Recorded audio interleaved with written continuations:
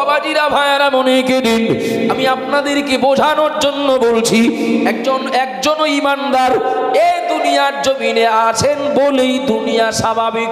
আশ্চর্য ব্যাপার হলো যে ইমানদারের জন্য বেঈমানেরা আল্লাহর নেয়ামত পায়।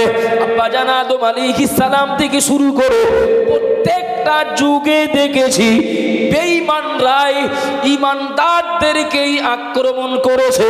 যাদের জন্য দুনিয়া স্বাভাবিক, প্রত্যেকটা যুগে তারাই বেঈমান বেদিনদের দ্বারা আক্রান্ত হয়েছে। তবে মনে রাখার দরকার, মহান আল্লাহ পাক রব্বুল আলামিন সংখ্যায় কম হোক আর বেশি হোক ইমানদারের পক্ষে ছিলেন, আজও আছেন, কিয়ামত পর্যন্ত থাকবেন। সুবহানাল্লাহ বলেন, একটু মহাব্বতে বলেন না।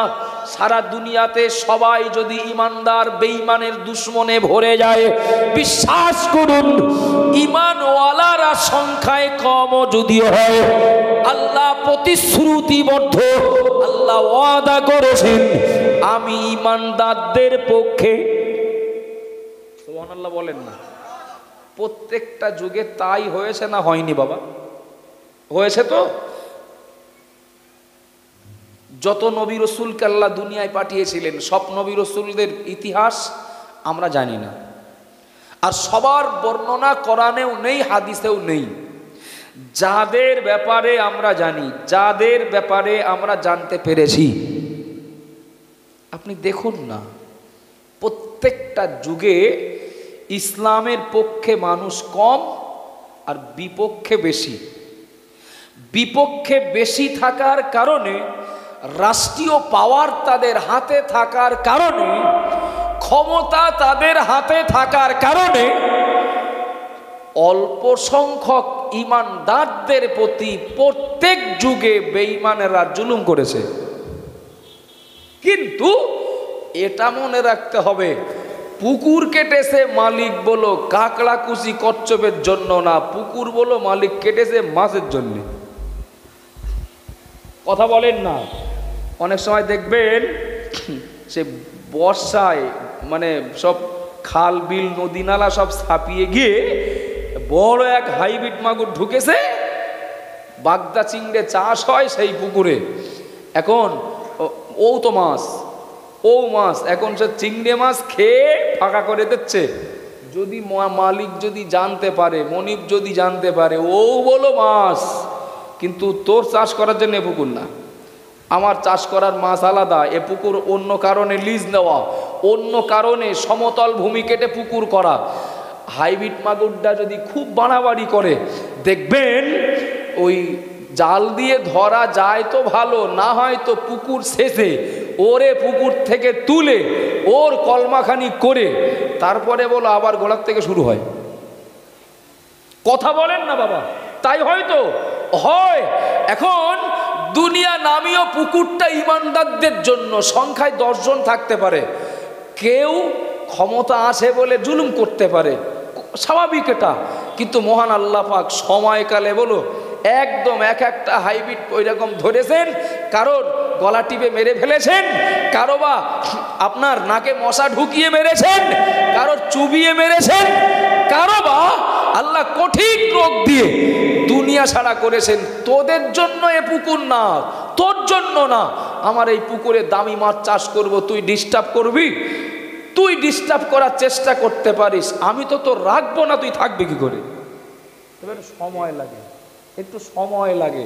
আশঙ্কা না, কোনো কালে কোনো যুগে আল্লাহ জালেম শয়তানগুলোকে, ইমানওয়ালাদের দুশ্মনগুলোকে আচমকা আল্লাহ ধরেননি, আচমকা ধরেননি, সুযোগ দিয়েছেন। দেখি ও সংশোধন হয় কিনা, দেখি ও বোঝে কিনা, দেখি ও ফেরে কিনা। না, এ তো হলো না, বাগদা চিংড়িগুলো সব যে শেষ করে দিল, যে তখন এইবার ব্যবস্থা যা করার দরকার, ওর জন্য যেটা ব্যবস্থা করলেও পুকুর ছাড়া হয়, আল্লাহ সেটা করেছেন না করেননি? করেছেন। খুব ঠান্ডা মাথায় বুঝবেন, হাইব্রিডের বিরুদ্ধে মনিব ব্যবস্থা নেবে পুকুরে যদি মনিবের প্রিয় মাছ থাকে। অমনোযোগী হন না, আমার কথা বুঝতে পারবেন না। হাইব্রিড মাগুরটার বিরুদ্ধে অবশ্যই পুকুরের মালিক ব্যবস্থা নেবে। যদি তার পছন্দের যে মাছ চাষ করার জন্য পুকুরটা কেটেছেন বা লিজ নিয়েছেন, ও মাছ যদি পুকুরে থাকে, অবশ্যই মনিব দায়িত্ব নিয়ে ও হাইব্রিড মাগুর পুকুর ছাড়া করবেন। আচ্ছা, যদি পুকুরে অন্য কোনো মাছ না থাকে, মনে করেন সাপ, ব্যাং, কুচি, কচ্ছপ এইসব আছে, একটা মাগুর মাছ ঢুকেছে, তা ও তো ভালোই আছে, এমনি আমার তো কোনো চাষ করা মাছ, আমার পছন্দের মাছ, আমার কোনো প্রিয় মাছ তো পুকুরে নেই, তা ও যা পারে করুক। ফাঁকা জায়গায় এখন ঘাস বন বাঁধলেও তাতে করে চাষির তো খুব একটা মাথার যন্ত্রণা থাকে না। মাথার যন্ত্রণা হয় তখন যখন প্রিয় কোনো ফসল খেতে বন জঙ্গল বাঁধে, তখনই তো জঙ্গল সাফাই করেন ফলন্ত গাছগুলোকে বাঁচানোর জন্য। আবার জানবার মনে কি দিন মা বোনেরা মনে রাখুন, দুটো কথা একসঙ্গে বলছি, দুটো কথা একসঙ্গে বলছি। আল্লাহ পাক ঈমান ওয়ালাদের পক্ষে থেকে বেঈমানদের বিরুদ্ধে আল্লাহ ব্যবস্থা নিয়েছেন, নেবেন কেন না? বেঈমানের জন্য আল্লাহ পুকুরের ব্যবস্থা করেননি, করেছেন ঈমান ওয়ালাদের জন্য। দ্বিতীয় কথা বলছি, ঈমানদার যদি থাকে বেঈমানের বিরুদ্ধে ব্যবস্থা হবে। ঈমানদার যদি না থাকে, ওরা কি করলো না করলো ও নিয়ে মালিক কিন্তু ব্যবস্থা নিতে যাবেন না। ও বাবাজিরা, ভাইয়ারা, মনে রাখুন কথাটা আমি আরেকটু পরিষ্কার করে বলতে পারি। বিশ্বাস করুন, ফলন্ত গাছ যে খেতে লাগানো রয়েছে, ওই খেতে কেউ যদি ছাগল গরু ছেড়ে দেয়, কোনোদিন চাষি মেনে নেবেন না। ওই খেতে যদি কোনো ছাগল গরু প্রবেশ করে, চাষি কোনোদিন মানবেন না। কিন্তু যদি টোটালি কোনো ফসল না থাকে, ফলন্ত কোনো গাছ যদি না থাকে, ও খেতে 10টা গরু বাঁধলেও তো মনিব কিছু বলবেন না, এটা স্বাভাবিক। খাচ্ছে খাক, জমি ফাঁকা হোক। চলেন, ঠান্ডা মাথায় নেই। আমরা যদি হই ঈমানদার, আল্লাহ আমাদের ওসিলায় দুনিয়া রাখবেন।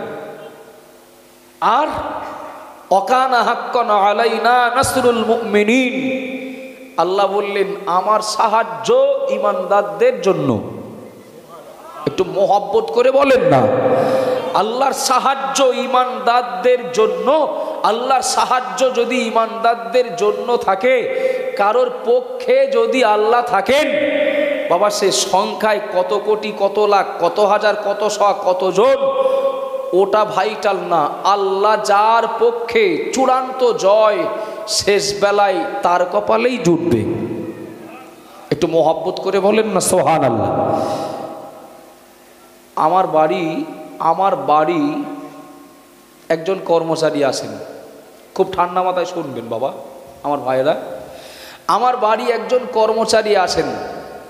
এখন সেই কর্মচারীকে আমি কিছু কাজ দিয়েছি, এই কাজগুলো তুমি করবে, বিনিময়ে তোমার মাসে 12,000 টাকা কি 15,000 টাকা মাহিনা বা জনের দাম। এখন আমার সেই কর্মচারী একদম আমার কাজের যে রুটিন, ওর জন্য দেওয়া যে যে কাজগুলো ওর করতে হবে আর কি, ও ঠিক টাইম মতো ও কাজে আসে, আর টাইম মতো না, আরও 2-10 মিনিট দেরি করে ও কাজ থেকে বাড়ি যায়। অনিচ্ছাকৃতভাবে, ব্যতিক্রম কিছু ঘটে গেলে ওটা এক জিনিস, কিন্তু ইচ্ছাকৃতভাবে কাজ কোনোদিন কামাই করে না, কাজ কোনোদিন মিস করে না। আচ্ছা একটু বলবেন, যে কর্মচারী প্রতিনিয়ত মালিকের দেওয়া কাজগুলো ধারাবাহিক করেন, ওই কর্মচারী শুধু মালিকের কাছ থেকে জনের দাম পান না, মালিকের ভালোবাসাও পান। মালিকের ভালোবাসাও পান। মাসের টাকা নেওয়া হয়ে গেছে। এখন যদি বলেন আমার আম্মার শরীরটা খুব অসুস্থ, কি আব্বা হসপিটালে ভর্তি, আমাকে একটু সহযোগিতা করতে হবে, এটা বাস্তব। কর্মচারীর প্রতি মনিব যদি খুশি থাকেন, 5,000 টাকা দিয়ে বলবেন না, ও আর দিতে হবে না, ও দিতেও হবে না, মাসের টাকার থেকে ওটা মাইনাসও হবে না। কথা বলেন ঠিক না ভুল? আচ্ছা, মনিব হয়ে কর্মচারীকে যা কাজ দেওয়া হয়েছে, কর্মচারী মনিবের বাড়ি থাকে, মনিবের খায়, মনিবের কাছ থেকে জনের দাম চায়, পায়, আর মনিবের বিরোধিতা করে, মনিব যা করতে বলেছে তা না করে মনিবের শত্রুদের সঙ্গে ওর গলায় গলায় মিল, মনিবের শত্রুদের সঙ্গে ও কর্মচারীর গলায় গলায় মিল। আচ্ছা, আপনাদের কি মনে হয় বিপদে পড়েছে 5,000 টাকা লাগবে, মনিব কি বলবেন ফোনপে নাম্বারটা দাও? আমি বোঝাতে পারছি না মনে হয়। মনিব কি বলবেন ফোনপে নাম্বারটা দাও, তোমার টাকাটা আগে দেই? না, বরং শুধু অপেক্ষা করবেন অন্তত এই মাসটা, অক্টোবরটা শেষ হোক, তারপর তোর ব্যবস্থা করবো। মাঝখানে আর গলা ধাক্কা দেব না, ঘাড় ধাক্কা দেব না, মাসটা শেষ হোক। বাবা, মনিব যদি খুশি থাকেন কর্মচারীর প্রতি, ও মাসের টাকা যতই মাসে পেয়ে যাক, কোনো বিপদ মুসিবতে পড়লে খুশি মনে মনিব লাখ টাকাও দিয়ে বলতে পারবেন বা বলেন, এ দিলাম আর ফেরত দিতে হবে না। কথা বলেন না বাপ? কিন্তু যদি মনিব যদি কর্মচারীর প্রতি খুশি না থাকে, ওর বিপদের সময় সাহায্য তো দূরের কথা, মাসের টাকা পাওয়া তো দূরের কথা, আদৌ মনিবের বাড়িতে ওর জায়গাটাই বলে জুটবে না, ওর গলা ধাক্কান খেতেই হবে। আব্বাজান মারা মনে কি দিন, মা বোনেরা মনে রাখুন, এই মজলিসে আমরা যারা বসে রয়েছি, মাইকের আওয়াজে যারা আসি, শুধু আমরা নই, পরিচয় কেউ মাস্টার, পরিচয় কেউ বা ডাক্তার, পরিচয় কেউ উকিল, কেউ বা ব্যারিস্টার, কেউ বা ব্যবসায়ী, কেউ চাকরিজীবী, যে পরিচয়েরই আমরা মানুষ হই না কেন, আমরা সবাই এক মালিকের কর্মচারী কিনা? একটু কথা বলেন না বাবা? আমরা সবাই তো এক মালিকের কর্মচারী, আমরা তো মহান আল্লাহ মালিকের গোলাম। ও বাবা জিরা ভাইরা মনে করি, আমার বাড়িতে থাকা কর্মচারী যদি আমার দেওয়া কাজগুলো করে, জনের দামও পাবে, আরো বোনাসও পাবে। ও যদি বিপদে পড়ে আমাকে ওর পাশেও পাবে, কিন্তু ও যদি আমার কাজ না করে উল্টে আমার সঙ্গে দুশ্মনী করে, আমার দুশ্মন যারা, আমার শত্রু যারা, তাদের সঙ্গে যদি গলায় গলা মিলিয়ে চলে, ওর বিপদে পাশে থাকা তো দূরের কথা, মাস গেলে মাইনে দেওয়া তো দূরের কথা, বাড়িতেই রাখবো না, গলা ধাক্কা দেব। এটা যদি হয়, দুনিয়াতে আমরা যে পরিচয়ের মানুষ হই না কেন, আল্লাহ আমাদের মালিক, আমরা তো হলাম ওই মালিকের গোলাম। ও বাবা জিরা ভাইরা মনে রাখুন, বক্তা হইয়া শ্রোতা হই, ইমাম হই আর মুসল্লি হই, পীর হই আর মুরিদ হই, সাধারণ জনগণ হই আর উচ্চ পদস্থ আধিকারিক হই, আল্লাহ মালিক তিনি আমাদের কিছু কাজ দিয়েছেন না দেননি? দিয়েছেন না বাবা? খুব মন দেব, দিয়েছেন। কি কাজ? উদাহরণ, নামাজ পড়ো, এটা আল্লাহ আমাদের মালিক, আমরা তার গোলাম কর্মচারী, আল্লাহ কাজ দিয়েছেন। রোজা রেখো রমজান মাসে, সমর্থবান হলে যাকাত দিও, সমর্থবান হলে হজ করো, সমর্থবান হলে তুমি মসজিদ মাদ্রাসায় খেদমত কি গরিব অসহায়ের পাশে থেকো। এটা মালিকের দেওয়া কাজ। আমি যে মালিকের কর্মচারী, সে মালিক আমাকে নিষেধ করলেন, সুদ খেও না, সুদ খেও না, লটারি কেটো না। আমি খুব বাংলা বাংলি বলছি বলে একদম, লটারি কেটো না, মিথ্যা বলো না, জোয়া খেলো না, নারীদের বেপর্দায় ঘুরিও না, পরের হক নষ্ট করো না। বাবা একটু ঠান্ডা মাথায় ভেবে উত্তর দেবেন। আল্লাহ আমাদের মালিক, আমরা হলাম তার গোলাম, আল্লাহ আমাদের প্রতি খুশি থাকবেন, তবেই তো আমার বিপদে মালিক পাশে থাকবেন। কথা বলেন না বাবা? আল্লাহ আমার প্রতি খুশি থাকবেন, তবেই তো তিনি আমার পাশে থাকবেন সুখে দুঃখে। আল্লাহ মালিক, আমি গোলাম, আমার প্রতি খুশি কখন থাকবেন? তিনি আমাকে যে কাজগুলো দিয়েছেন সেই কাজগুলো যখন করব, তিনি যেগুলো নিষেধ করেছেন নিষেধগুলোকে যখন বাদ দেব, তখনই তো মালিককে পাশে পাবো। সংখ্যায় আমি 30% না 1-2%, ওটা বিষয় না। আমি যদি হই মালিকের অনুগত, মনে রাখতে হবে আমি যদি একা অনুগত হই, আমার জন্য আল্লাহ পৃথিবী বাঁচিয়ে রাখবেন। সুবহানাল্লাহ বলেন, একটু মহব্বত করে বলেন না। তো মহান আল্লাহ ঈমানওয়ালার জন্য তার সাহায্য, আল্লাহ তো প্রতিশ্রুতি দিলেন আল্লাহর অনুগত বান্দার জন্য আল্লাহ পাশে থাকবেন। আল্লাহ প্রতিশ্রুতি দিয়েছেন মালিকের দেওয়া কাজ করব, তবে তো অনুগতটা হব। আমার কথা কি বুঝতে অসুবিধা হচ্ছে? আমার কর্মচারীরা উল্টো পাল্টা করলেই ঘাড় ধাক্কা দিয়ে বার করে দেয়, তুই তো পথ দেখ। আমিও তো একজনের কর্মচারী, তার জমিনে বাস করি, তার জমিনে চাষ করি। বাগজলা বাজার বসিরহাট সাব ডিভিশনের ভিতরে একটা বিরাট জমজমাট একটা বড় মার্কেট। সকালবেলা কেউ 1 বস্তা পটল তুললেন বাজারে, সকালবেলা কেউ 1 বস্তা ধান তুললেন, কি গম তুললেন, কি 5টা গরু বিক্রি করার জন্য বাগজলা বাজারে তুললেন। যান আর বিক্রি করে চলে আসেন, না মাঝখানে কিছু একটা হয়? বুঝতে পারেননি? একটু ধরিয়ে দিলে বুঝতে পারবেন। যে জায়গাটায় দাঁড়িয়ে আমি ধান বিক্রি করছি, ওই জায়গাটা যার, অর্থাৎ যিনি হাট মালিক, তার খাজনা দিতে হয় না? তাই ধান বিক্রি করি আর পাট বিক্রি করি, সবজি বিক্রি করি আর গরু বিক্রি করি, হাট মালিককে খাজনা দিতে হয় না? হয়তো। আচ্ছা, আমি একদম বুড়ো আঙুল দেখিয়ে, কি বন্দুক দেখিয়ে, বোমা দেখে না, একদম আমার কাছে খাজনা চাইলে বলে এই ব্যবস্থা করব, পরের দিন আবার মাল নিয়ে গেলে বাজারে বসতে দেবে? ও বাজারে থাকতে দেবে? তুমি আমার জায়গায় বসে ব্যবসা করবা, তুমি আমার জায়গায় বসে বেচাকেনা করবা, তুমি আমার খাজনা দেবা না। যিনি এ কথা বলছেন ও জায়গাটা তার না, ওটা সাময়িক সময়ের জন্য তিনি মালিক। আরে হাত দুটো আমার, চোখ দুটো আমার, পা দুটো আমার, কিডনিটা আমার, আমিও চলে যাব, আমার সঙ্গে মালগুলো চলে যাবে। এ জমি কার? কারণ দুনিয়ার কারণ না। এ জমির মালিক এক সময় ছিলেন, ওই সে পর্চা দেখছি, রেকর্ড দেখছি, ও আব্বা আদম আলাইহিস সালাম। আবার কদিন পরে দেখলাম এ জমির মালিক ইব্রাহিম আলাইহিস সালাম। আবার কদিন পরে দেখছি এ জমির মালিক কে? তো মুসা আলাইহিস সালাম। কদিন পরে আবার এ জমির মালিককে আবার পরিবর্তন।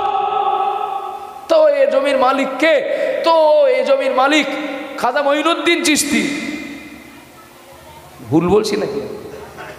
এ জমির মালিক ছিলেন এক সময় আমার দাদা, এ জমির মালিক আমার আব্বাও ছিলেন। কদিন পরে দেখেন সে আমাদের ভাই ভাইয়ের নামে সব রেকর্ড হয়ে গেছে। তো এ জমি অ্যাকচুয়াল দুনিয়ার কারণ না, তোমরা ব্যবহার করো, তবে সময় পার হয়ে গেলে আল্লাহর জমি রেখে তোমরা তোমাদের জায়গায় চলে দেও। এ জমি কারণ না, এ জমি কার? মালিককে? আল্লাহ। সাময়িক সময়ের জন্য কেউ ব্যবহারের অনুমতি পেলেন বা পারমিশন পেলেন, তিনি যদি এই ক্ষমতা দেখান, খাজনা দাও তা এসো, আর নয় হাঁটো, অন্যদিক পথ দেখো। আবার জানবার এমনই কি দিন, মা বোনেরা মনে রাখো, একটু বোঝার জন্য অনুরোধ করছি। বাগজলা বাজার কিংবা বসিরহাট বাজার, কাঠিয়াট বাজার, XYZ কোনো বাজারে আমি 1 ঘন্টার জন্য একটা মাল বেচাকেনা করব, তার জন্য বাজার মালিককে খাজনা না দিলে, বাজার মালিক যদি আমার গলা ধাক্কা দেয়, 60 বছর যে জমিনটায় বাস করি জমিনটা আল্লাহর, 60 বছর যে জমিনে চাষ করি জমিনটা আল্লাহর, 60 বছর 70 বছর যে জমিনে চাকরি করি, যে জমিনে বাস করি, বুক ফুলিয়ে যে জমিনে জীবন যাপন করি, এই জমিনের মালিক তো আল্লাহ। খাজনা যদি না দেওয়া হয়, গলা ধাক্কা তো খেতেই হবে। কথা বলেন না বাবা, গলা ধাক্কা তো খেতেই হবে। আমার মালিক, আমার কর্মচারী, সাময়িকের জন্য আমি তার মনিব। আমার কথায় রাগটাগ করছেন নাকি? আল্লাহ দেখতে যাবেন কেন? কিছু মনে নেন না, কিছু মনে নেন না। কাউকে কষ্ট দেওয়া, কাউকে আঘাত করা আমার উদ্দেশ্য নয়, আর করেও বা আমার লাভ কি? আব্বাজান মায়েরা মনে কি দিন, মা বোনেরা মনে রাখো, একবার যদি খেয়াল করে দেখি প্রিয় নবী মুহাম্মদুর রাসূলুল্লাহ সাল্লাল্লাহু আলাইহি ওয়াসাল্লাম নবী আমার পাক জবানে জানিয়ে দিলেন, দুনিয়ার মানুষ মনে রাখো, লা ইউমিনু আহাদুকুম হাত্তা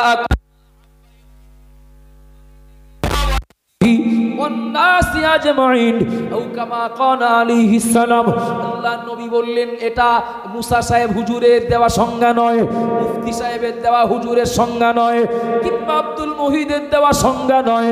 আল্লাহ নবী মুহাম্মদুর রাসূলুল্লাহ সাল্লাল্লাহু আলাইহি ওয়াসাল্লাম তিনি এ সংজ্ঞা দিলেন, তিনি আমাদের জন্য এ নির্দেশ দিলেন। দুনিয়ার মানুষ মনে রাখো, আমি মুহাম্মদুর রাসূলুল্লাহ বলছি, যত সময় তোমাদের বাপ, তোমাদের মা, তোমাদের দাদা দাদি কি নানা নানি কি সন্তান সন্তাতি অন্নাসি আজমাইন, তাম দুনিয়ায় তোমাদের আপনজন প্রিয়জন যারাই দুনিয়ার জমিনে রয়েছে, আমি মুহাম্মদুর রাসূলুল্লাহ বলছি, সবার থেকে বেশি আমাকে না ভালোবাসো, সবার থেকে বেশি আমাকে না মোহাব্বত করো, আমি নবী বলছি, তত সময় তোমরা পূর্ণাঙ্গ মুমিন হবে না, পূর্ণাঙ্গ ঈমানদার হবে না। ও বাবাজিরা ভাইয়ারা, আগিয়ে চলুন। এই হাদিসটা বহু আলেমের মুখে শুনে থাকবেন, মসজিদের ইমামের কাছে শুনে থাকবেন।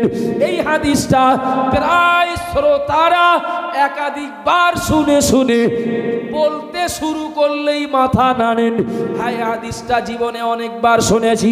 আল্লাহ নবী বললেন, তোমরা তত সময় মুমিন হবে না, তত সময় ঈমানদার হবে না, যত সময় তোমাদের সব আপনজনের তুলনায় আমি মুহাম্মদুর রাসূলুল্লাহ সাল্লাল্লাহু আলাইহি ওয়াসাল্লাম আমাকে না ভালোবাসো, আমাকে না মোহাব্বত করো, তত সময় পূর্ণাঙ্গ মুমিন হবে না। আগিয়ে চলুন, আমার আগের কথার সঙ্গে পরের কথা এক জায়গায় করি। ও বাবাজিরা ভাইরা, ঈমানদার হলে, মুমিন হলে আল্লাহ পক্ষে থাকবেন, বিপদের সময় আল্লাহ সাহায্য করবেন, টাকা লাগলে টাকার ব্যবস্থা করবেন, সাহায্য লাগলে আল্লাহ সাহায্যের ব্যবস্থা করবেন। তবে ওটা কাকড়া কুচি কচ্ছপের জন্য নয়, ওটা যারা ঈমানদার তাদের জন্যই আল্লাহর পক্ষ থেকে বরাদ্দ। প্রিয় নবী মুহাম্মদুর রাসূলুল্লাহ বললেন, পূর্ণাঙ্গ মুমিন তত সময় হবে না যত সময় সবার থেকে বেশি আমাকে না ভালোবাসো। সহজ কথা বলছি, একদম সহজ কথা। তাহলে আপনাকে আমাকে যদি আল্লাহর সাহায্য নিতে হয়, আপনার আমার পাশে যদি আল্লাহকে পেতে হয়, বৃহৎ সংখ্যক বা সংখ্যাগরিষ্ঠ বেঈমান বেদিনদের মোকাবেলায় আমার অস্তিত্ব যদি টিকিয়ে রাখতে হয়, শর্ত হলো আমাকে মুমিন হতে হবে, আমাকে ঈমানদার হতে হবে। আল্লাহ তিনি যথেষ্ট হয়ে যাবেন, আল্লাহ তিনি যথেষ্ট হয়ে যাবেন ঈমান ওয়ালার জন্য। নবী সংজ্ঞা দিয়ে দিলেন, সব থেকে বেশি যে আমাকে ভালোবাসে সেই হলো ঈমানদার। আপনাদের অসুবিধা হচ্ছে বাবা? আমার কথা বুঝতে সমস্যা হচ্ছে? সব থেকে বেশি যে নবীকে ভালোবাসে সেই হলো ঈমানদার, সেই হলো মুমিন। আর একটু মহব্বত করে বলেন না সুবহানাল্লাহ। আব্বাজান ভাইরা মনে কি দিন, আমাকে ভুল বুঝবেন না, আমি কাউকে আঘাত করছি না বাবা। কিছু কিছু নাদান মূর্খ, তারা কথা বুঝতে না পেরে তারা ভুল ব্যাখ্যা করে, বলি এক বোঝে এক, প্রচার করে আর এক। কথা বলেন, ঠিক বলছি না ভুল বলছি? কিছু নাদান অজ্ঞ মূর্খ কথা না বুঝতে পেরে বিক্রি করি আমি তরকারি রুটি, সে শোনে সরকারি রুটি, সরকারি রুটি শুনে হদ্দ খাওয়া খায়, খেয়ে বলে 1 টাকাও দেব কেন, খেলাম তো তরকারি রুটি, খেলাম তো সরকারি রুটি, বিক্রি করলাম কি আমি? বললাম তরকারি রুটি, শুনলো সরকারি রুটি, মরণের খাওয়া খেলো, টাকা দাও। সরকারি রুটি খেলাম তো টাকা দেবো কেন? আচ্ছা, সে যদি বোঝার ভুল করে তাহলে আমার তাহলে তো টাকা ছাড়িয়ে দিতে হবে নাকি? কথা বলেন না। সে যদি বোঝার ভুল করে আমাকে টাকা ছাড়িয়ে দিতে হবে? খেসারাত আমি দেবো না, সে দেবে। সে দেবে। বোঝার ভুল করেছো ভাই তুমি, খেসারাত তুমি দেবা। কিছু মনে নেন না, কিছু মনে নেন না। ঈমান চলে যায় যাক, কোরআন বিরুদ্ধে চলে যায় যাক, নবীর হাদিস বিরুদ্ধে চলে যায় যাক, আমি হুজুরের বিরুদ্ধে যেন না যাই। কথা বলেন না। হুজুরের ভক্ত প্রমাণ করতে গিয়ে, হুজুরের ভক্ত প্রমাণ করতে গিয়ে কথাই বলে পড়ল কথা সবার মাঝে যার কথা তার। কথা বলেন না। যার কথা তার গায়ে লাগে না, এরকম কি একটা বলে না? পড়ল কথা সবার মাঝে যার কথা তার গায়ে বাজে না, এইরকম কি একটা বলে। ওরে এটা সাধারণ প্রচলিত কথা, ভুল হলেও অসুবিধা নেই। আমি বললাম যে নবীর মোহাব্বতে জীবন দিয়ে দেবে, খোঁজ নিলি পাওয়া যাবে জীবন দিতে যাওয়া এমন অনেকে আসে জুমার নামাজও পড়ে না। কিছু কিছু হুজুর ভক্তদের জ্বালা করছে না, করছে না? একটু কথা বলেন না বাবা। এমন কিছু পার্টি আছে যারা নবীর জন্য জীবন দিয়ে দেবে, খোঁজ নিলি পাওয়া যাবে জুমার নামাজও পড়ে না। এ কথাটা শুরুর কথা না, এর আগে অনেক কথা আছে, এর আগে অনেক কথা আছে। এমন বাজে বাজে কমেন্ট করছে, তাতে টোটাল বক্তব্যটা শুনে আমার যদি আপনারা যদি বলেন হ্যাঁ ভুল হয়ে গেছে, এখন তো ফেসবুক ইউটিউবের যুগ, আর ইউটিউবার ভাইরা তাদেরও যথেষ্ট সাবধানতা অবলম্বন করার দরকার ফিতনা থেকে বাঁচার জন্য। জি, আগের পরের সব কথা কেটে মাঝখান থেকে একটুখানি দিয়ে ফেসবুকে কিংবা ইউটিউবে সে নিজে পোস্ট করলো, করে এমন এক থাম্বনেল বানালো, তাতে করে এই শান্ত সমাজে বিরাট সহজে জ্বলন্ত আগুনে পেট্রোল ঢেলে দেওয়ার মতো হবে। আচ্ছা, আমি বললাম যে জুমার নামাজও পড়ে না এমন অনেক লোক আছে, তারা নবীর জন্য জীবন দিতে রাজি। কথাটা ঠিক না ভুল? হ্যাঁ না বলেন না, কথা ঠিক না ভুল? ওরে বাদুড়িয়া কাণ্ড মানে আপনারা অন্য মাইন্ডে নেবেন না, আমি পাগলও না, আমার মাথা খারাপও না। কোনো একটা বিষয় নিয়ে এই দুই সম্প্রদায়ের ভিতরে ভুল বোঝাবুঝি বলি আর রেশারেশি বলি, যা একটু হলো মাঝখানে কয়েক বছর আগে হলো, নবীকে অসম্মান করলো কি কাবাকে অসম্মান করলো, এইরকম একটা ইস্যু করে হ্যাঁ, আমি বঙ্গনুর অফিসে ছিলাম, কোনো প্রয়োজনে বাড়ি যাচ্ছি, দেখি রাস্তার উপরে আড়াআড়ি একটা ওই খেজুর গাছের গুড়ি দেওয়া, আড়াআড়ি। যাবো কি করে কে জানেন? সাক্ষী আল্লাহ, মদ বিক্রি করে। বুঝতে পারেননি মনে হচ্ছে? এ কাজ যে করেছে সে মদ বিক্রি করে, মদের দোকানদার। আল্লাহর জন্য জীবন দিয়ে দেবো, রাস্তায় গুড়ি আর করে দিয়েছে। কি করেছে? গুড়ি আর করে দিয়েছে। কাবার অপমান মেনে নেব না, আল্লাহর জন্য জীবন দিতে রাজি। পরে কি বলেছি? এটা হ্যাঁ না বলেন না? কি করে? মদ বিক্রি করে। আচ্ছা, আমি যদি বলি যে আল্লাহর জন্য জীবন দিতে রাজি, অথচ ওই আল্লাহ নিষেধ করেছেন মদ খেও না, মদ খাওয়া তো দূরের কথা, মদ বিক্রি এমন কত মানুষ রয়েছেন আল্লাহর জন্য জীবন দিতে রাজি, অথচ তারা মদের দোকানদার। জ্বালা করবে তাদের দোকানদার যারা, একটু কথা বলেন না, জ্বালা করবে তাদের দোকানদার যারা। আমি বললাম আগে পরে অনেক কথা রয়েছে, যে নবীকে ভালোবাসাই হলো পূর্ণাঙ্গ ঈমান। নবীকে সব থেকে বেশি যে ভালোবাসে সেই পূর্ণাঙ্গ ঈমানদার। এই দাবিটা বলো মুখে মুখে করলে হবে না। ওর আগে অনেক বক্তব্য আছে, কথা প্রসঙ্গে ওই জায়গায় গেল, নবীর জন্য জীবন দেবে, এরপরে জুমার নামাজও পড়ে না এমন কত মানুষ আছে। কারো জ্বালা করা শুরু করেছে। আমি ফের আজকের আবার বলছি, জ্বালা তাদের করবে যারা জুমার নামাজও পড়ে না। কথা বলেন না। জ্বালা তাদেরই করবে যারা জুমার নামাজও পড়ে না, ওই দোষে দোষী যারা, তারাই বাজে কমেন্ট করবে। হুস্তাল কান্টক জ্ঞান নেই, কোরআন বোঝে না, হাদিস বোঝে না, টোটাল বক্তব্য শুনে বোঝার মতো সেই যোগ্যতা নেই। যখন তখন তুষের আগুনে ঘি ঢেলে দেওয়া মতো ফিতনা লাগাতেই আসে, ফিতনা বাঁধাতেই আসে।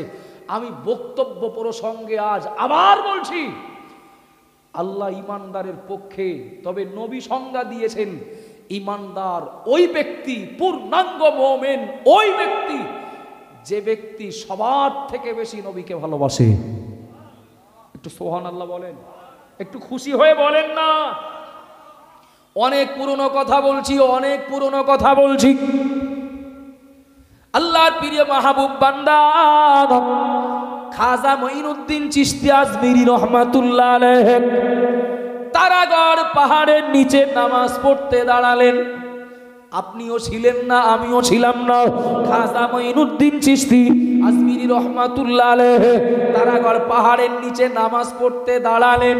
ওই জামানার প্রভাবশালী, নাম তার পিতৃরাজ।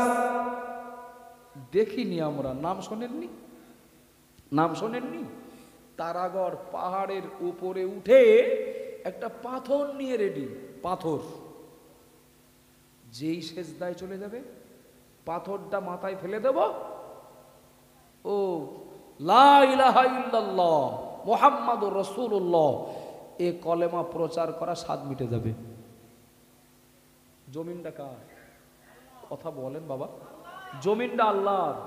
আল্লাহর জমিনে কে থাকবে আর কে থাকবে না সিদ্ধান্ত পিতৃরাজ নেবেন না মালিক নেবেন? মালিক নেবেন তো, মালিক নেবেন তো। খাজা মঈনুদ্দিন চিশতি তিনি বা তার পক্ষের মানুষ যদি দেখা হয়, তৎকালীন ভারতে হাতে গোনা কজন কলেমার পক্ষে, বাকি সবাই তো বিরোধী। বরং সেই যুগের তুলনায় এই যুগে কলেমার ছত্র ছায়ায় কলেমা পড়া মানুষ তো কোটি কোটি। কথা বলেন না। খাজা মঈনুদ্দিন চিশতি আজমিরি রহমাতুল্লাহ আলাইহ তিনি সেজদায় গেলেন। যেই না সেজদায় গেলেন, উপর থেকে পিতৃরাজ তার দলবল সাথী সঙ্গীদের সহযোগিতায় পাথরটা উপর থেকে খাজা মঈনুদ্দিন চিশতির মাথাকে লক্ষ্য করে ফেলে দিলেন।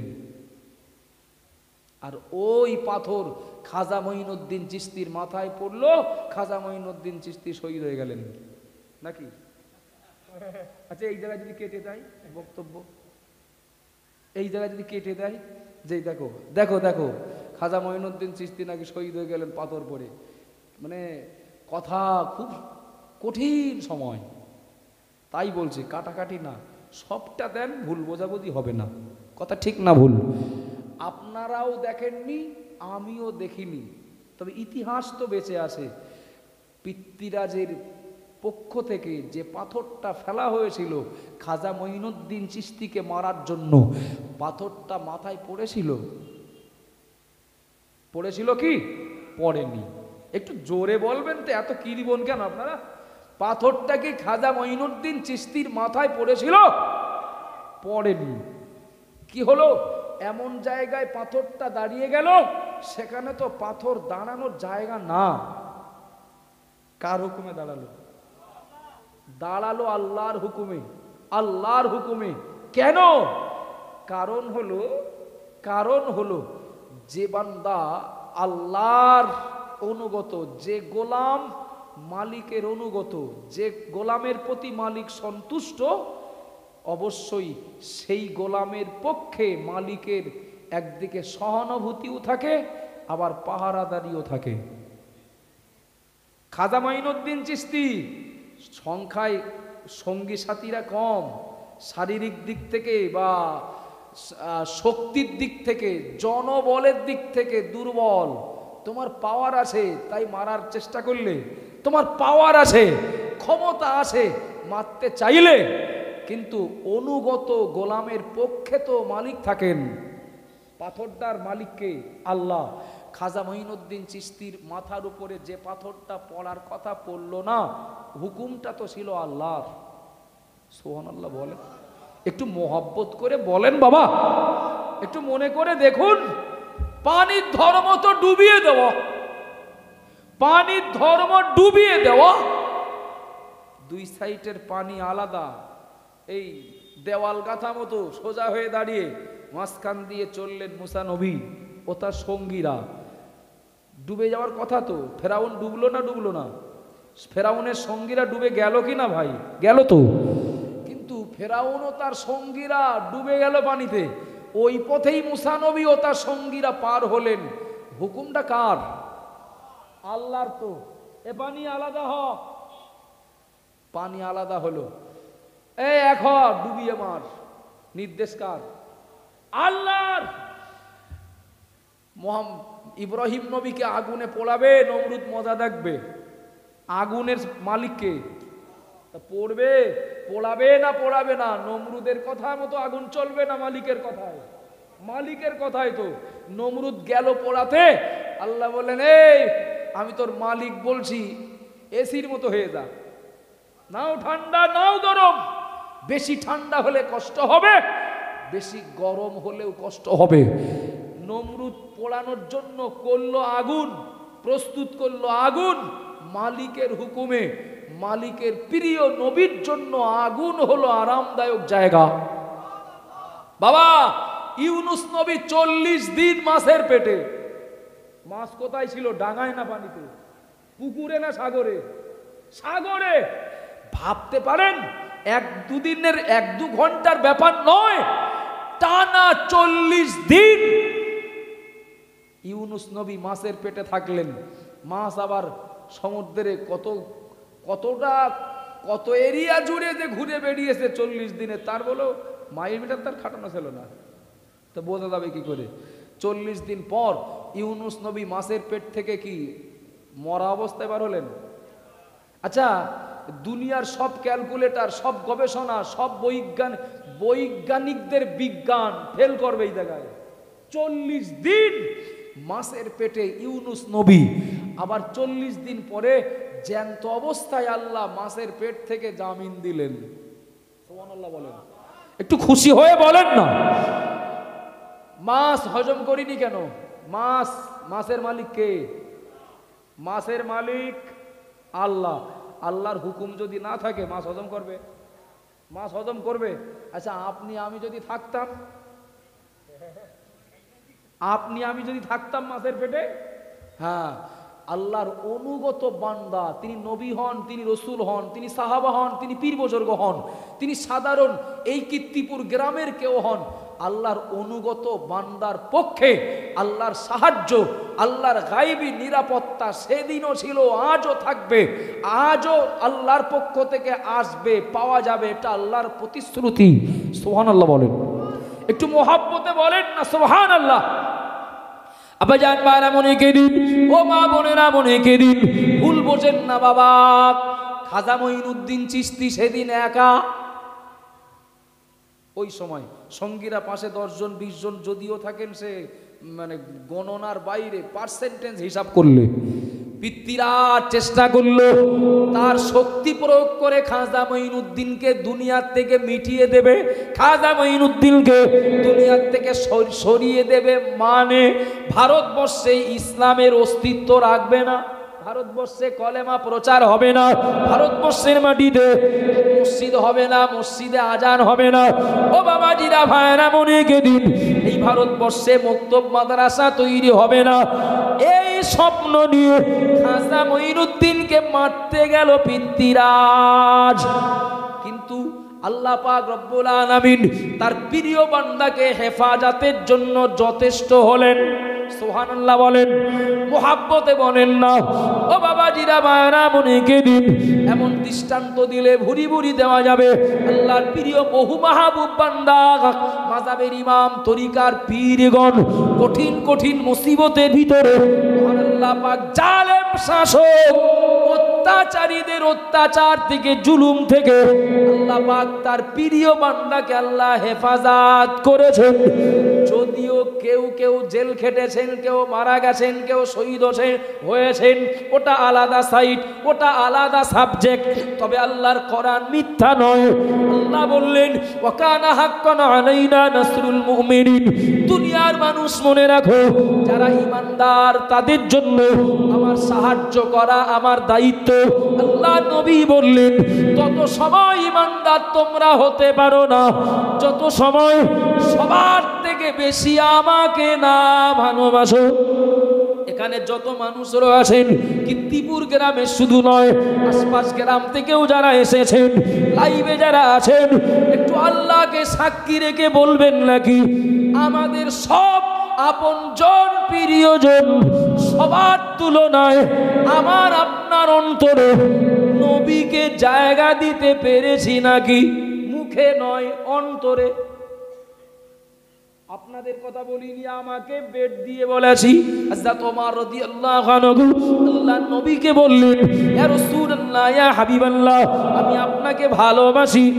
নবী ওমরকে জিজ্ঞাসা করলেন, ও বাবা সাহাবা ওমর, আমাকে কেমন ভালোবাসো? হযরত ওমর হুজুর বললেন, আমার বাপ মা, আমার সন্তান সন্ততি, আপনজন সবার থেকে আপনাকে বেশি ভালোবাসি।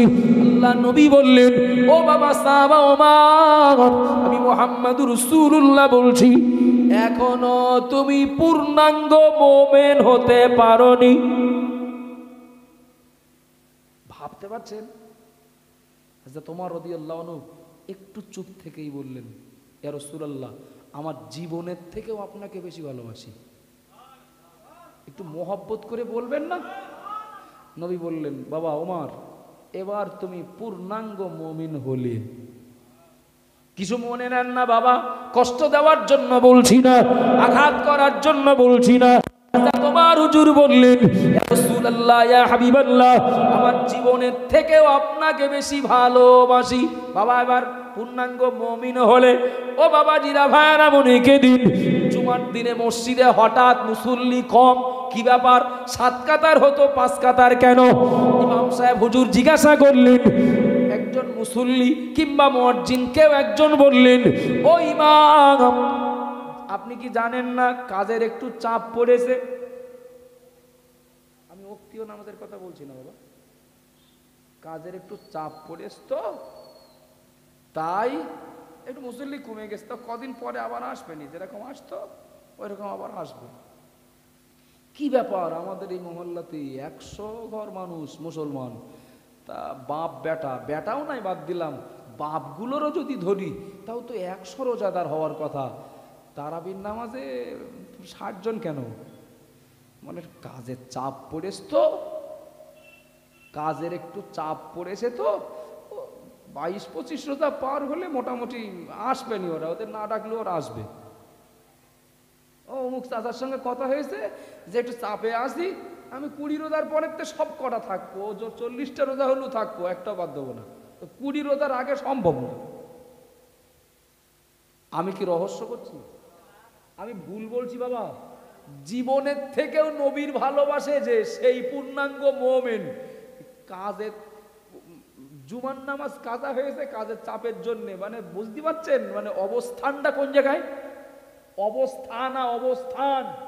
আমরা কি সব কুল বজায় রেখে, সব কুল বজায় রেখে যদি সময় পায় তাহলে একটু নামাজ পড়ে আসবো, কোনো দিক থেকে কোনো অসুবিধা হবে না, রোজাটা রাখলে তাহলে রাখবো, তাহলে রাখবো। যদি দেখি যে আমি শরীয়তের এই বিধানটা মানলে আমার অন্যদিকে কোনো প্রভাব পড়বে না, তাহলে মানব। যদি দেখি হুজুরের এই ফতোয়াটা মেনে নিলে আমার কোনো লস হবে না, উল্টো বলো, সম্পূর্ণ উল্টো, যে আমার অবস্থা যা হয় হোক, ফতোয়া অনুযায়ী আমি না, আমার অনুযায়ী ফতোয়া, তাই হয় না বাপ, তাই হয় না। হুজুরের বিরাট ভালোবাসি, হুজুরের বিরাট ভালোবাসি, এখন হুজুর যা ফতোয়া দিয়েছেন তার বিরুদ্ধে চলে গেছে, আমি এখন হুজুরের সব থেকে বড় শত্রু। হয় না বাবা? সব কুল বজায় রেখে তারপরে হুজুর ভালোবাসা, তারপরে ধর্ম ভালোবাসা, তারপরে নবী ভালোবাসা, তারপরে ইসলাম ভালোবাসা। কথা বলেন ঠিক না ভুল?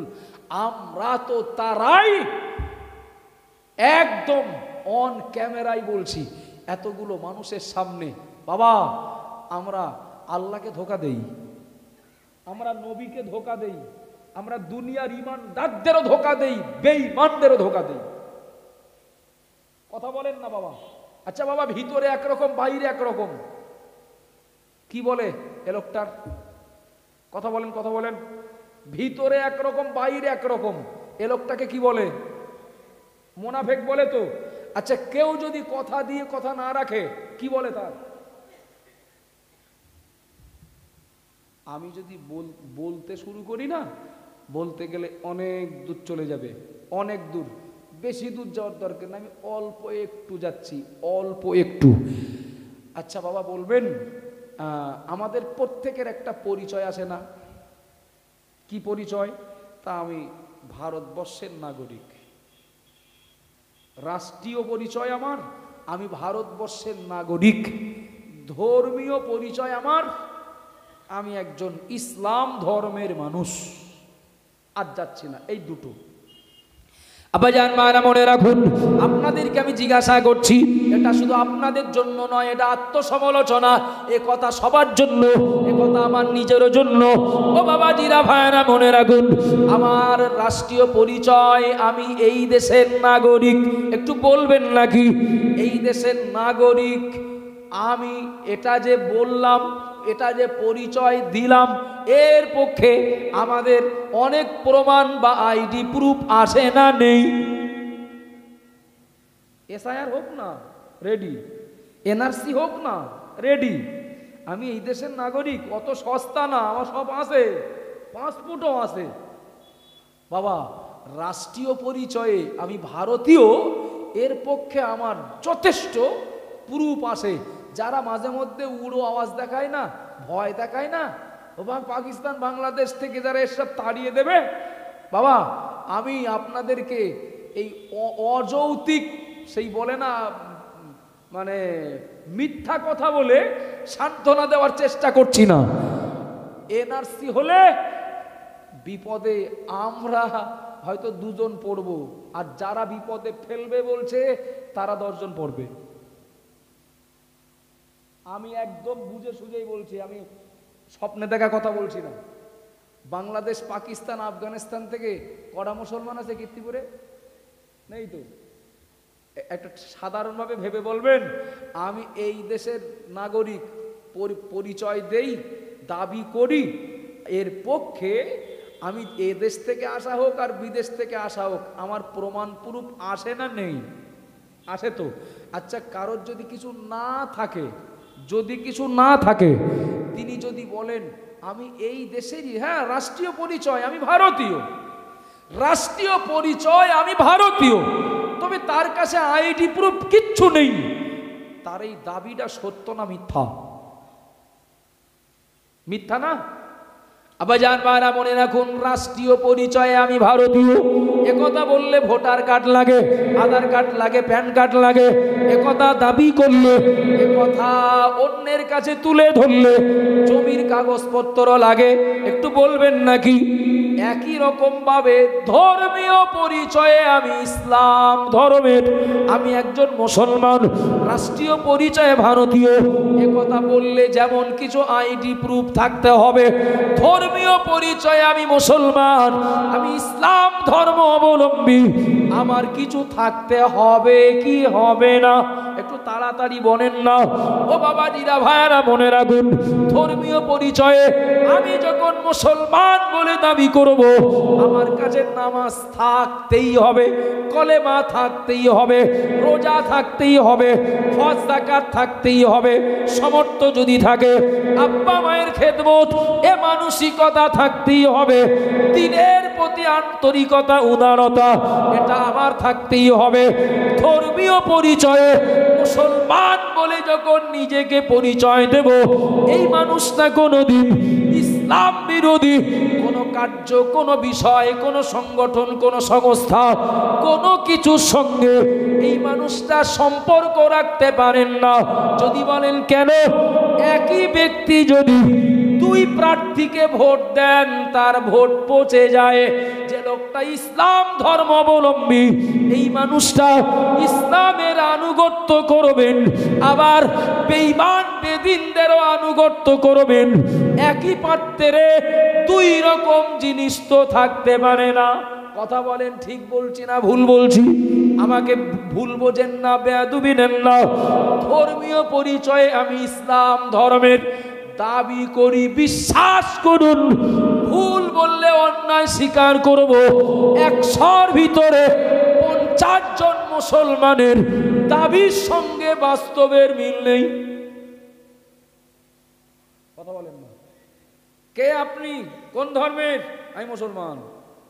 তাহলে দাবিটা যখন আমি মুসলমান, তাহলে নামাজটা পড়তে হবে, তবেই তো আমার দাবি সঠিক হবে। বলবো আমি মুসলমান অথচ নামাজ পড়বো না, তাহলে মুসলমান অথচ নামাজ পড়েন না, নামাজ না পড়ে মুসলমান বলে দাবি করা, এ কি অন্যকে ধোঁকা দেওয়া হচ্ছে না? একটু কথা বলেন না বাবা। এখন যদি একটা মাইক প্রচার আসে, কীর্তিপুর বাজার দিয়ে কি বাগজলার উপর দিয়ে যাচ্ছে, 10 টাকায় 10 লাখ বাম্পার অফার চলছে। কীর্তিপুর গ্রামের লোক জীবনে লটারি শুয়ে দেখিনি কোনো দিন হয়তো, কিন্তু কাটার লোক পাওয়া যাবে না? যাবে না? পাওয়া যাবে না? যাবে না? 10 টাকায় 10 লাখ। আমি কারোর উপরে জুলুম করছি না বাবা। লটারি কাটা মানুষ যদি থাকেন 100 জন, এর ভিতরে 20 থেকে 30 জন মুসলমান আছে না নেই? আমার বলা বেশি হয়ে গেছে? 100-র ভিতরে 20 থেকে 30 জন মুসলমান লটারি কাটছেন। পাওয়া যাবে না? যাবে না? যাবে তো বাবা। মহিলা সমিতি আর বন্ধনের সঙ্গে যুক্ত যত মহিলারা, 100 মহিলার ভিতরে 30 জন মহিলা, 30 জন মা বোন মুসলিম ঘরের। ভুল বললাম না ঠিক বললাম? আপনারা বললি দোষ নেই, আমি বললি পর দোষ। আমি মানে আমরা বললেই দোষ, আপনারা বলছেন সব বেশি, সব বেশি। আচ্ছা বাবা, একটু বলবেন, এই মদ খায় টোটাল 100 জন, টোটাল 100 জন মদ খাবে, মদ খায়, মদ খোর 20 থেকে 30 জন মুসলমান নেই 100-র মধ্যে। গাঁজা খোর 100-র ভিতরে 20-30 জন মুসলমান নেই।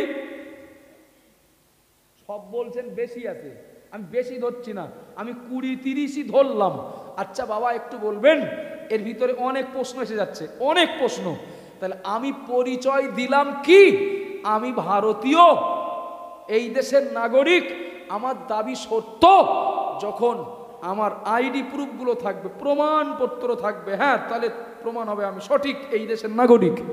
আমি যখন বলছি, পরিচয় দিচ্ছি আমি মুসলমান, আমি ইসলাম ধর্মের, তাহলে আমার ভিতরে থাকবে ইসলামের আনুগত্য, আর ইসলাম বিরোধী যাবতীয় বিষয় থেকে আমাকে দূরে থাকতে হবে। তবেই তো আমার ধর্মীয় পরিচয়ের দাবির সঙ্গে বাস্তবের মিল হবে। কি আশ্চর্য ব্যাপার!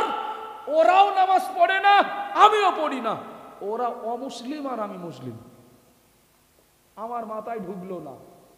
ওরাও মদ খায়, আমরাও খাই, ওরাও অমুসলিম, আমি কিন্তু মুসলিম। ও লটারি কাটে, আমিও কাটি, ও অমুসলিম, আমি কিন্তু মুসলিম। বাগজলা বাজারে বসে আছি, আজান হলে আমার ওই কাকাও বসে থাকেন, আমিও বসে থাকি, তবে উনি কিন্তু অমুসলিম আর আমি কিন্তু মুসলিম। মাথায় ঢুকলো না তো আমার। ফল তো একই, তাহলে গাছের নাম আলাদা হয় কি করে? ফল তো একই, তাহলে গাছের নামটা আলাদা হয় কি করে? কিছু মনে নেন না বাবা। যেই মার খায় সেই মনে পড়ে, আল্লাহ তো বলেছেন যে আমাদের পাশে থাকবেন, তা কই? কি আপনাদের রাগটাগ হচ্ছে নাকি? আল্লাহ বলেছেন তো মুসলমানদের পক্ষে আমি থাকবো, আল্লাহ তো বলেছেন, তাই আমি এত মার খাচ্ছি, তা কই? আল্লাহ আমার পাশে কই? কিছু মনে নেন না। মদের দোকানে এখন যাক, জায়গাটা তো খুব ভালো না, এখন মদ কেনা হয়ে গেছে, টাকা ক্রেতা খরিদ্দার বলছে হ্যাঁ দিয়েছি, দোকানদার বলছে না তুমি দেওনি, এই নিয়ে ঝামেলা শুরু হয়েছে। ঝামেলা শুরু হতে হতে হাতাহাতি মারামারি শুরু হয়ে গেছে মুহূর্তের মধ্যে। এখন মিডিয়ার যুক্ত দোকানদার অমুসলমান আর মদ ক্রেতা মোহাম্মদ, ও যে নামটাই বলবো কেউ আছে হয়তো ভিতরে, শেষ পর্যন্ত মার খেতে হয় না। দোকানদার অমুসলমান আর ক্রেতা মুসলমান, এখন যাতে যে কোনোভাবে হোক কথা কাটাকাটি হতে হতে দোকানের ভিতর থেকে জামার কলার ধরেছে। মুহূর্তের মধ্যে ভাইরাল, বাগজলায় মুসলমানদের উপর অত্যাচার শুরু হয়ে গেছে। ভুল বলছি আমি ভুল বলছি?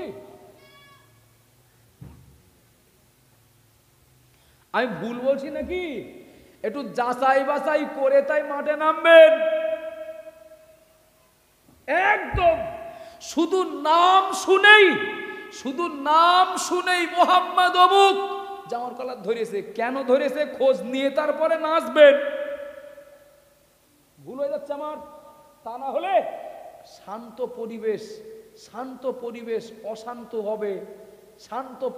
অশান্ত হবে।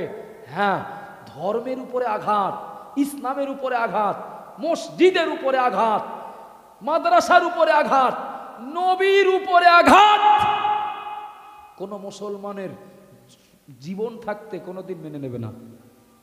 নেবে কি বাবা? মেনে নেবে কি? মুহাম্মাদুর রাসূলুল্লাহকে আমরা যারা বলি বা কেউ যখন বলছি, শুধু মুখে ভালোবাসলে হবে না বাবা, বাস্তবে নবীর আদর্শকে জীবনে ধারণ করে ভালোবাসার প্রমাণ দিতে হবে। কেউ বলছে এদের অন্তরে নবীর ভালোবাসা নেই, বলছে যে খোঁজ নিলে পাওয়া যাবে, তা নবী ভালোবাসার বহু প্রমাণ তার ভিতরে আছে ভুরি। আবার জানবার এমন একই দিন মা বোনেরা মনে রাখুন, বক্তব্য শেষ করব। আমি কি বলছিলাম? রাষ্ট্রীয় পরিচয়ে দাবি করব ভারতীয়, কাগজ যদি না থাকে ঘাট ধাক্কা দেবে না? একটু কথা বলেন না বাবা। ধর্মীয় পরিচয়ে আমি যখন দাবি করব আমি একজন ইসলাম ধর্মের, কিন্তু ইসলামের আদর্শ নেই, আরো ইসলাম বিরোধী রীতিনীতি আমার ভিতরে ভরপুর, এ জমিনের মালিক যিনি, তিনি কিন্তু গলা ধাক্কা দেবেন না? ও বাবাজিরা, ভাইয়ারা, মনে রাখুন, যদি মনে করি আল্লাহর সাহায্য নেব, আল্লাহর সাহায্য পাবো, আমি আবার বলছি সংখ্যায় আমরা কম, দৈহিক শক্তিতে আমরা দুর্বল। আল্লাহ আমাদের পক্ষে না থাকলে কোনো কালে আমাদের অস্তিত্ব টিকে ছিল না, আর আজও আমাদের অস্তিত্ব টিকেও থাকবে না। আল্লাহ যদি পক্ষে না থাকেন, পক্ষে আল্লাহ তখনই থাকবেন যখন আল্লাহর অনুগত হব, যখন আল্লাহর কাছে ইমানদার বান্দা বলে গণ্য হব। আর পূর্ণাঙ্গ ইমানদার হওয়ার একমাত্র উপায় সবার থেকে বেশি মুহাম্মদুর রাসূলুল্লাহকে আপন করে নেওয়া, মুখে নয় কাজে। আজকের কোরআনিয়া কীর্তিপুর মাঝের পাড়া, কি মাদ্রাসাটার নাম? কোরআনিয়া মক্তব আজিজিয়া কোরআনিয়া মক্তবের এটা বাৎসরিক জলসা বলি বা ইসালে সওয়াব বলি, আজকের সুন্দরভাবে অনুষ্ঠিত হচ্ছে বা চলছে। আচ্ছা বাবা, একটু বলবেন, একজন মানুষ তিনি নিজেকে কোরআন বাদ দিয়ে কখনো পূর্ণাঙ্গ মুসলমান বলে প্রমাণ করতে পারেন? কোরআন বাদ দিয়ে তিনি অনেক কিছু প্রমাণ করতে পারেন। হ্যাঁ, মেম্বার হতে পারেন, কোরআনের সঙ্গে কোনো সংস্পর্শ না রেখেই তিনি চেয়ারম্যান হতে পারেন, তিনি প্রধান হতে পারেন, তিনি এমপি এমএলএ হতে পারেন, তিনি দোকানদার বলে পরিচয় পেতে পারেন, তিনি মাস্টার বলে পরিচয় পেতে পারেন। কোরআন বাদ দিয়ে একজন মানুষ আরো অনেক বিশেষণ তার নামের সঙ্গে জুড়তে পারেন। আমি রক্ত দিয়ে লিখে দেব কোরআন বাদ দিয়ে কেউ নিজেকে মুসলমান বলে পরিচয় দিতে বা প্রমাণ করতে পারবেন না, পারবেন না, পারবেন না। কথা বলেন, বাস্তবটা দেখেন, বাস্তবটা দেখেন। বাচ্চাটা প্রাইমারি স্কুলে না গেলে বকাবকি, হাই স্কুলে না গেলে বকাবকি, প্রাইভেট পড়তে না গেলে বকাবকি। ওই বাচ্চাটা মক্তবে পড়তে যাচ্ছে না, গার্জিয়ান হিসাবে আমাদের সেই তদারকি, সেই তৎপরতা, সেই ভূমিকা থাকে। একটু কথা বলেন, কথা বলেন না বাবা, নেই বলো। তার মানে কি? হুজুর জিজ্ঞাসা করছেন আপনার বাচ্চাটা পড়তে যায়নি কেন? বলে হুজুর সেই প্রাইভেট ছিল না, তাই সেই প্রাইভেটের টাইমে এক টাইমে পড়েছে, তো সেই জন্য মক্তবে যেতে পারিনি। মানে মূলটা পিছনে, আর যেটা পিছনে থাকার কথা সেইটা আগে। প্রাইভেট পড়ে সময় যদি পায় তাহলে মক্তবে যাবে, স্কুল থেকে বাড়ি এসে সময় যদি পায় তাহলে মক্তবে যাবে, সব জায়গায় সব কুল বজায় রেখে 2 টাকা যদি থাকে তাহলে মক্তবে দেবে। শুধু এই জায়গায় না, ও দেখবেন প্রাইভেট মাস্টারের টাকা দিতে তখন কোনো কষ্ট হয় না, কোনো অভিযোগ আসে না। বাংলা প্রাইভেটে 300 টাকা দিচ্ছেন, ইংরাজি কি কম্পিউটার প্রশিক্ষণে মাসে 500 টাকা দিচ্ছেন, অসুবিধা হয় না। মক্তব থেকে হুজুর বলেছেন বা কমিটি বলেছেন 200 টাকা দিও ভাই, কি 100 টাকা দিও মাসে, কোথাও সিস্টেম ভয় ভয় করে চাচ্ছেন মাসে 30 টাকা। বাড়ি যে বলতেই তেলে বেগুনে জ্বলে ওঠা মতো, কি বললি? কোরআন শিখতে গেলে আবার টাকা দিতে হবে? কথা বলেন না। বিশ্বাস করুন, আমি শুরুতে একটা আয়াত পড়েছিলাম, সে আর যদিও ওই অনুকরণেই বলার চেষ্টা করেছি। মার যা খাচ্ছি, কোণঠাসা, বঞ্চিত হওয়া, লাঞ্ছিত হওয়া, অপমানিত হওয়া বা বেঈমান বেদিনদের কাছে চরমভাবে আমরা যে মানে অবমাননার বা অপমানিত হওয়ার পাত্র হচ্ছি, এটা আমাদের কর্মের ফল বাবা, এটা আমাদের কর্মের ফল। আমরা যদি হই মালিকের অনুগত, অবশ্যই মালিক আমাদের, তিনি অক্সিজেন দেবেন, প্রয়োজন মতো তিনি আমাদেরকে সাহায্য জুগিয়ে যাবেন। আল্লাহ তৌফিক দেন, বলুন আমিন। আর যদি মনে হয় যেভাবে চলছি ওইভাবেই চলে যাব, মেম্বারটা যে কোনোভাবে যদি আমার পক্ষে জিতিয়ে নিতে পারি তাহলে এক দেখা দেখবো, ঘোড়ার কচু হবে। যদি মনে করি যেভাবে চলছি এইভাবে চলে যাব, একবার যদি অঞ্চল হাতে পায় এক দেখা দেখবো, ঘোড়ার ডিম হবে।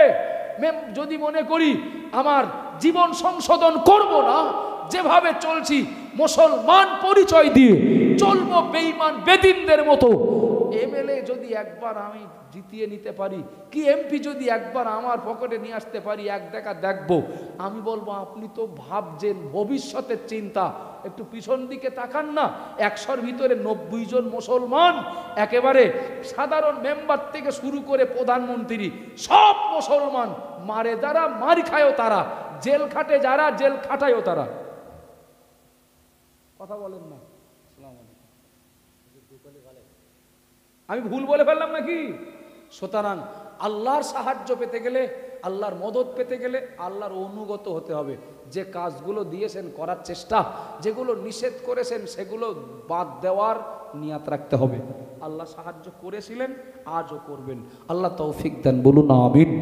একটু তাকবীর দেন, নারাই তাকবীর। আস্তে করে বলেন, না কেউ শুনতে পায়। যদি প্যান্ডেলের ওপারে বলে বিএসএফ বন্দুক নিয়ে দাঁড়িয়ে রয়েছে, জোরে আল্লাহ আকবার বলে গুলি করতেও পারে। নারাই তাকবীর। আলহামদুলিল্লাহ, আমাদের সকলেরই অত্যন্ত প্রিয় অল ইন্ডিয়া সুন্নাতুল জামাতের বলিষ্ঠ কণ্ঠস্বর মুফতি রজব আলী সাহেব হুজুর বলেন জিন্দাবাদ, নারাই তাকবীর। আর নয়, আর নয়, আমি শুধু একটাই দাওয়াত দিয়ে ছেড়ে দিচ্ছি। বড় ভাইয়ের মতো তো আমাদের মুসা সর্দার, যতই আমাকে হুজুর বলেন আর আমি মুসা সর্দারের হুজুর বলি, আমাদের এই একে অপরের সম্পর্ক ভাই ভাইয়ের মতো।